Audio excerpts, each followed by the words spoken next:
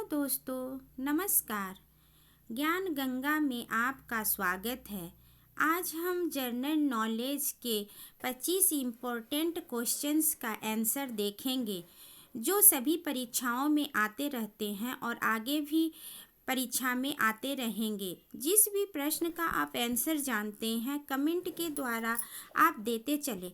तो देर न करते हैं, चलते हैं हम अपने पहले प्रश्न की ओर। हमारा पहला प्रश्न है, जंगल महल कहलाने वाला क्षेत्र अवस्थित है।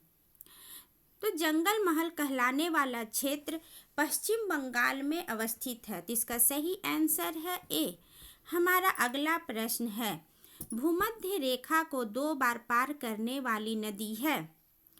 तो भूमध्य रेखा को 2 बार पार करने वाली नदी कांगो नदी है। इसलिए क्वेश्चन नंबर 2 का सही आंसर है सी। हमारा अगला प्रश्न है, कर्नाटक राज्य में स्थित जोग प्रपात किस नदी पर स्थित है।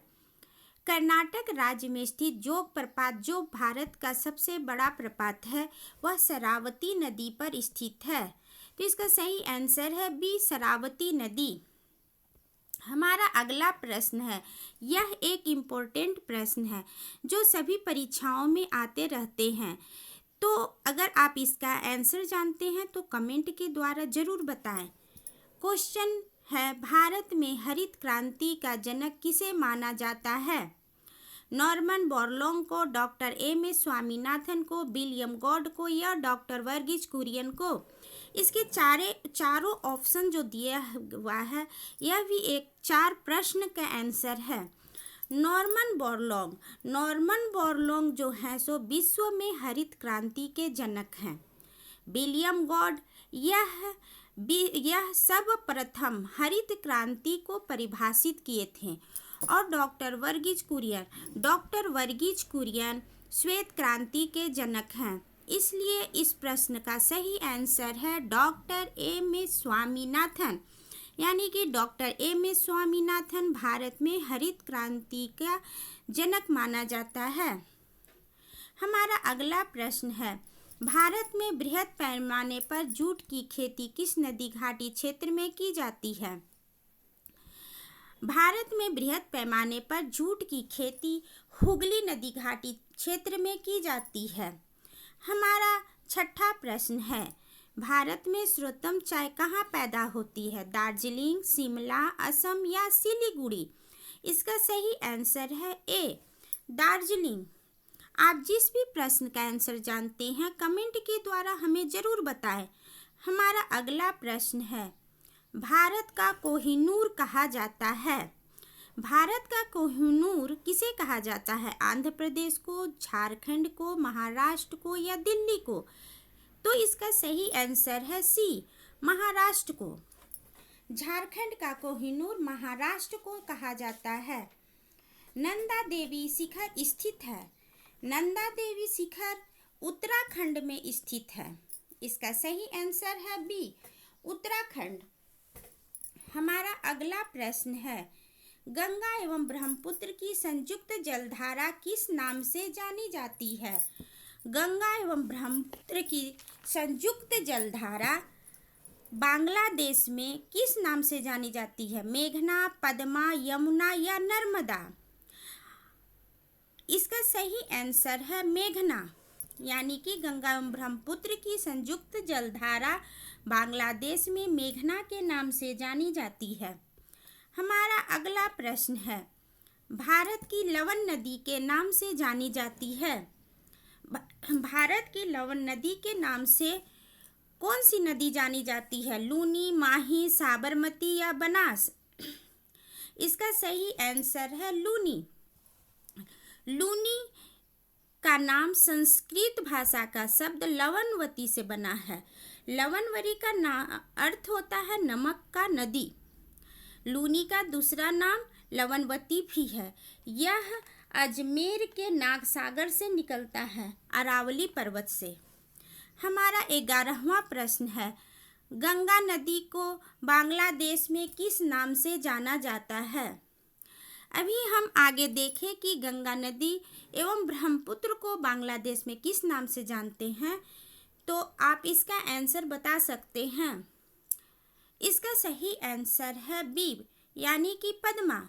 बांग्लादेश में गंगा ब्रह्मपुत्र को मेघना कहा जाता है और सिर्फ गंगा नदी को पद्मा के नाम से जाना जाता है। हमारा अगला प्रश्न है, नवीन जलोढ़ मिट्टी को अन्य किस नाम से जाना जाता है? खादर, बांगर, जलोढ़ या रेतीली? इसका सही आंसर है ए, खादर। क्वेश्चन नंबर 13, पुरानी जलोढ़ मिट्टी को अन्य किस नाम से जाना जाता है? अभी हम देखें कि नई जलोढ़ मिट्टी को किस नाम से जानते हैं। अब क्वेश्चन है कि पुरानी जलोढ़ मिट्टी को अन्य किस नाम से जाना जाता है? इसका सही आंसर है बांगर, यानी नवीन जलोढ़ मिट्टी को खादर और पुरानी जलोढ़ मिट्टी को बांगर के नाम से जाना जाता है। अगला क्वेश्चन है, भारत के उत्तरी मैदान की मृदा सामान्यतः कैसे बनी है? इसका सही आंसर है ए, तलोचन से। हमारा 15वां प्रश्न है, भारत में स्थापित सबसे प्रारंभिक लौह इस्पात उद्योग था? इसको, TISCO, Visvesvaraya iron and steel company, Mysore iron and steel company? यह एक बहुत ही महत्वपूर्ण प्रश्न है। इसका आंसर अगर आप जानते हैं तो कमेंट के द्वारा जरूर बताएं। तो भारत में स्थापित सबसे प्रारंभिक लौह इस्पात उद्योग था टिस्को। इसका स्थापना 26 अगस्त 1907 ईस्वी में जमशेदपुर में किया गया था। जमशेदपुर में इसका स्थापना जमशेद जी टाटा के द्वारा किया गया था। टिस्को का पूरा नाम है Tata iron and steel company. हमारा अगला प्रश्न है, भारत के निम्नलिखित में किस राज्य में पेट्रोलियम और प्राकृतिक गैस का सबसे बड़ा भंडार है? बिहार, उड़ीसा, गुजरात, राजस्थान? आप इसका आंसर जानते हैं तो कमेंट के द्वारा जरूर बताएं। इसका सही आंसर है राजस्थान।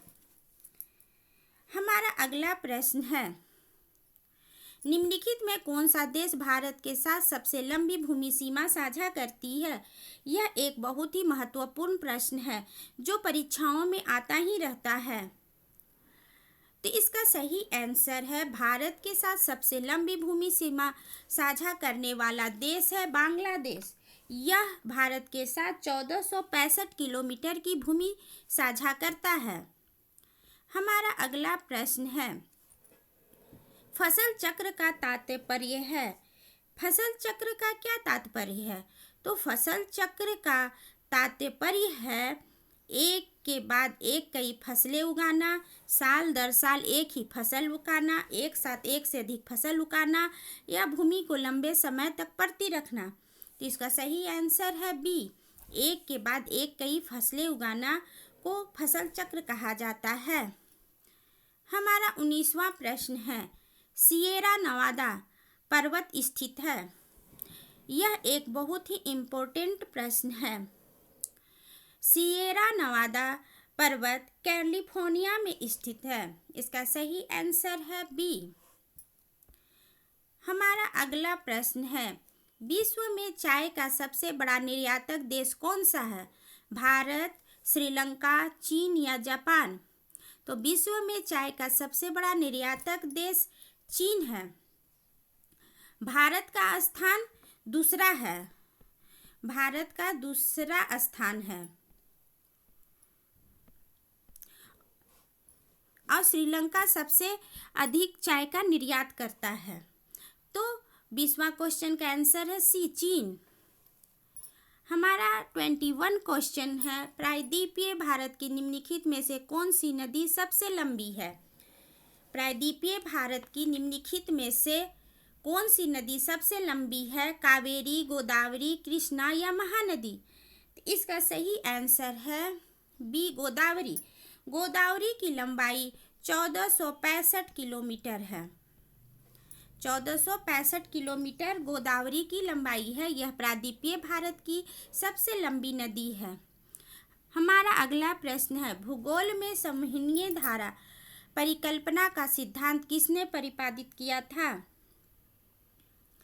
भूगोल में संवहनीय धारा परिकल्पना का सिद्धांत आर्थर होम्स ने प्रतिपादित किया था? यह जेटेट में आने वाला प्रश्न है। जेटेट मेंस में यह प्रश्न आ भी चुका है। हमारा अगला प्रश्न है, बिखरी हुई बस्तियां सामान्यतः पाई जाती है कहाँ? तमिलनाडु, केरल, आंध्र प्रदेश या बिहार? इसका सही आंसर है बी, यानी कि केरल। बिखरी हुई बस्तियां सामान्यतः केरल में पाई जाती हैं। हमारा अगला प्रश्न है, नगर नियोजन का बहुनाभिक सिद्धांत किसके द्वारा दिया गया था? नगर नियोजन का बहुनाभिक सिद्धांत उलमान के द्वारा दिया गया था। इसका सही आंसर है सी। यह बहुत ही महत्वपूर्ण प्रश्न है। इसमें जितने भी प्रश्न दिए गए हैं सब इम्पोर्टेंट प्रश्न हैं जो आने वाले परीक्षाओं के लिए अति महत्वपूर्ण है, इसीलिए प्रश्नों को ध्यान से देखें। हमारा अंतिम प्रश्न है, कोरोमंडल तट किन दो भारतीय राज्य के तटीय भूभाग को कहा जाता है? कोरोमंडल तट आंध्र प्रदेश और तमिलनाडु के तटीय भूभाग को कहा जाता है। ये थे हमारे इम्पोर्टेंट 25 प्रश्नों की श्रृंखला।